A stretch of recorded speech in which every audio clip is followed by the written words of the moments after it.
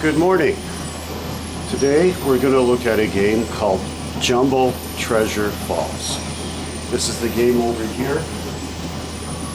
This is your typical what we call coin flipper game. There's the gun here. I'm just going to open this up for you and bring it in.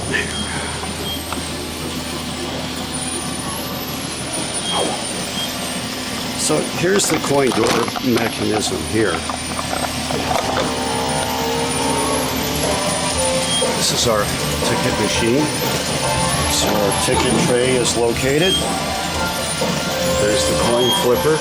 And as I said in the other video in regard to other coin flippers, the thing that goes here is this sensor here, and that's your photo transistor here. That way the game knows when it's on or off. And occasionally the handles here will come loose, you know, mechanical issues because these games get banged on. There's the power supply there. It's 12 volts. Here's the inside of the game. There's all the cups. I opened this up here to show you what it was like inside here. Okay. Now I realize the game is very unkempt right now, but that's because it's the end of the season and we haven't gotten around to cleaning this game yet. That's a sensor there. Now, in each and every one of these cups is a little sensor. And I'd like to show you one, if I may.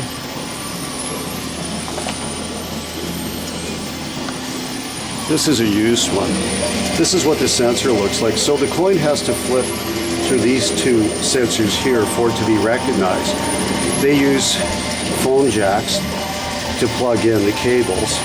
And these sensors here are situated up inside here, like that. Same with the Cobra, so they'll be situated like that.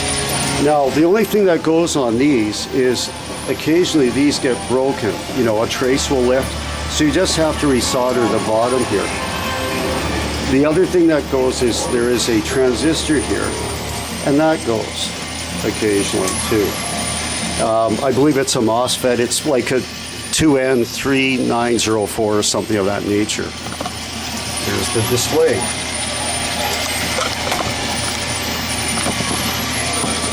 Now behind these teeth, I'm just going to activate it to show you what it does. So when you hit these teeth like this, it causes what we call a jackpot. And all of the coins right in this tray will get dumped out onto the playfield. So up here, these are the eyes. There's coin sensors in those, as well as in these troughs here. So you can see the coin trough has now repositioned itself. We're going to go around to the back and take a look. These are the eyes. The sensors are at the bottom here. These are the switches for the teeth. Occasionally those go and have to be rebent. Here's the motor for the jaw. Haven't had too many problems with that. And there's one of the sensors. Here's an excellent way to show you how it's displayed. There we go. And even better yet. So that's how the sensors are done. This is the back of the rolling table here. This is what it looks like here.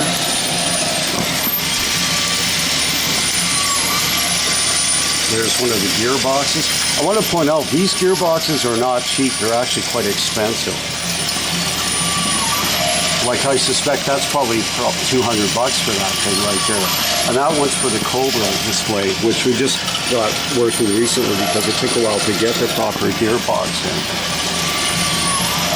And that's the Cobra trough. That's how it moves. 409. There's the gear that turns everything right there.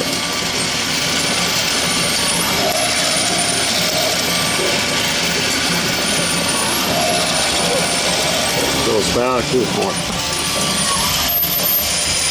So as you can see, it has 1, 2, 3, 4 motors.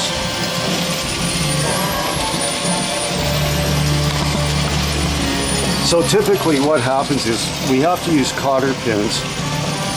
And the reason we do that is that's a mechanical safety.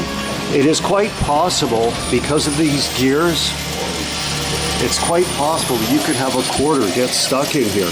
And that's going to tear, that'll destroy these gears. So that cotter pin will go and shear instead of your gears getting destroyed. So one of the main problems with these types of games is you have to clean these sleeves really well, because if you don't, the resistance that builds up is incredible. Same with these ones down here. As I said, because it's the end of the season, the machine now needs some love. But this machine has worked itself very, very hard. We're going to go around to the front again. Here's the bottom. There's where the coin tray is. There's the coin trough. There's the power bar. There's the main board.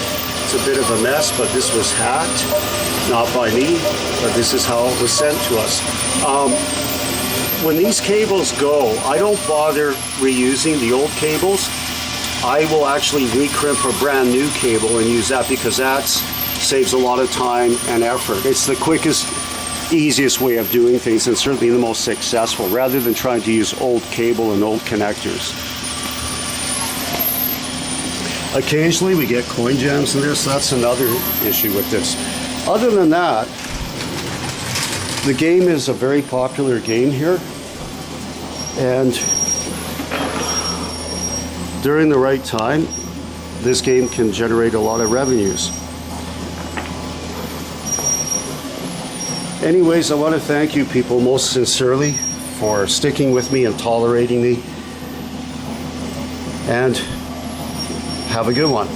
Cheers.